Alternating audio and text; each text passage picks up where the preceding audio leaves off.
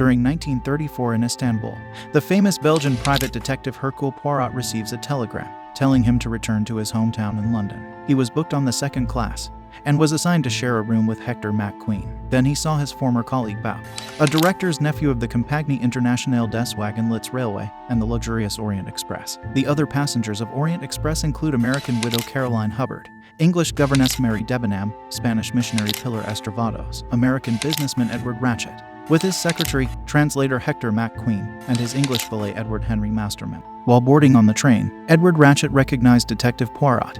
They had a little chat while dining and Ratchet offered a cake to Poirot. He even asked protection from Poirot because Ratchet receives a series of death treats. He demanded a security service from Poirot while on board, believing that someone was trying to kill him. However, Poirot rejected Ratchet's offer of employment and don't want any involvement from it. When the evening comes, it seems strange for Poirot. Mitchell, the cabin's conductor, knocked on Ratchet's door, but there was no response. It's almost 1 a.m. at that time. During their travel that night, it was snowing. The train faced an avalanche that caused the Orient Express to stuck up in Yugoslavian mountains. Because Poirot can't get some sleep, he asked Mitchell what happened. He told him that the train was stuck, but he observed a woman running in kimono at that night, but he didn't mind it and proceeded to sleep. The next morning, everyone was gathering together, giving their sentiments about the events and businesses they are going to attend. Bouc assured them that if the train did not arrive for 2.5 hours, the rescue will surely come. So, everyone felt relief. While still waiting for help and rescue, the crew knocked at Ratchet's door, giving him his breakfast, but no one answered and it was locked.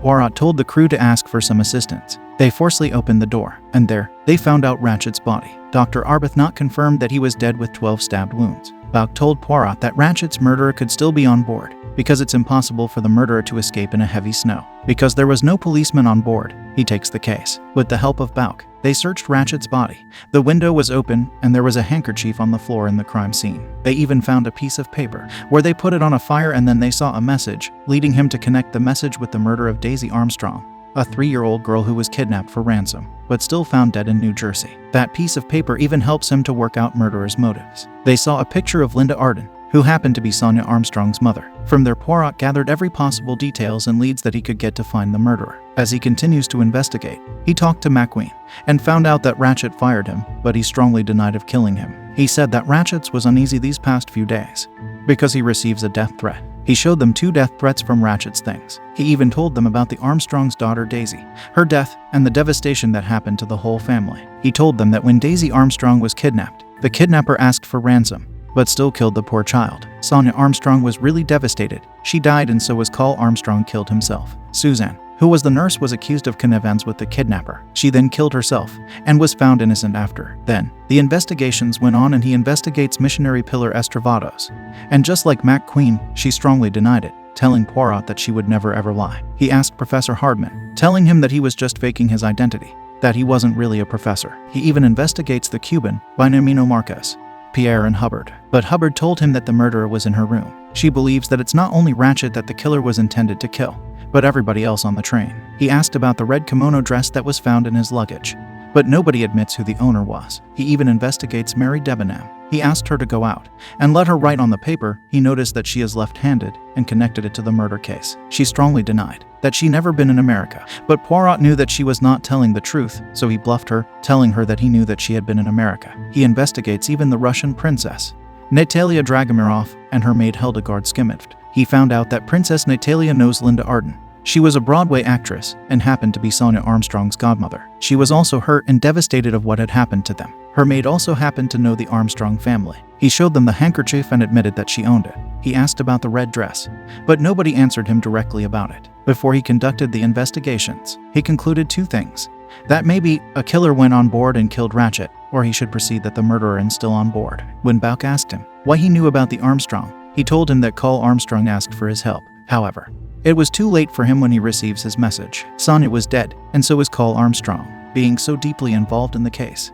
He saw a figure running outside the train wearing a red kimono dress. He ran after the murderer and was surprised when he saw that it was McQueen. They brought him in the cabin for further investigation, but they heard a loud shout coming from Hubbard's room.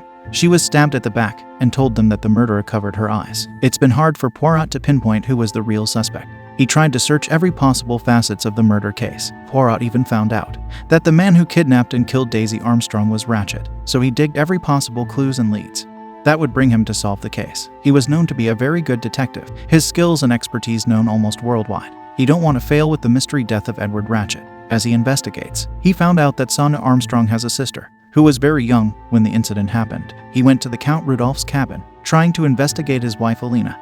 He was furious at first because he don't want his wife to get involved in the crime. He saw a barbital, a kind antidepressant drugs. She told him that it's her medication against fear. He then confirmed and told them that her name wasn't Alina, but Helena, and she is the younger sister of Sonia Armstrong. Count Rudolph got mad and almost trying to kill him, but Austrian scientists came to rescue him. While the train is still stuck up, he let the passengers win out, and he investigates them. He calls in the suspects and reveals their true identities and that they were all connected to the Armstrong tragedy in some way, gathering them outside the train car for the second solution. Countess Androne is Helena, Daisy's aunt, who was a child herself at the time of the tragedy. Rudolph, her loving husband, smudged her luggage label and obscured her name to conceal her identity. Debenham was Helena and Daisy's governess. Marquez was the Armstrong's chauffeur and a suspect in the kidnapping. Masterman was Carl Armstrong's valet. Mitchell is Suzanne's brother and the person who procured the false second uniform. Hubbard is actually famous actress Linda Arden, Daisy's grandmother and Sonia and Helena's mother. Schmidt was the Armstrongs' cook, and Estravados was Daisy's nurse. Princess Dragomira, in reality Sonia's godmother, claims the monogrammed handkerchief, saying that her forename is Natalia and the H is actually a Cyrillic letter N. Dr. Arbuthnot,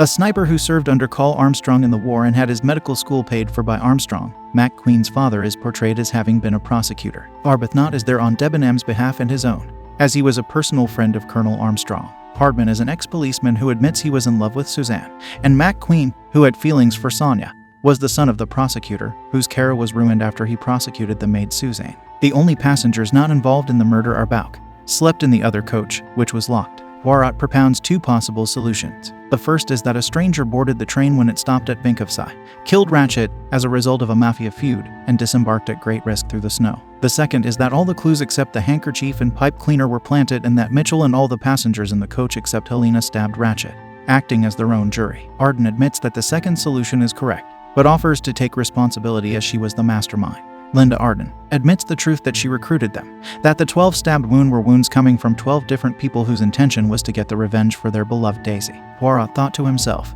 that a pain brings grief until one crime begins. When the train was fixed, Poirot got off in London. He didn't mention to anyone who killed Edward Ratchet. He never mentioned about murdering of the murderer.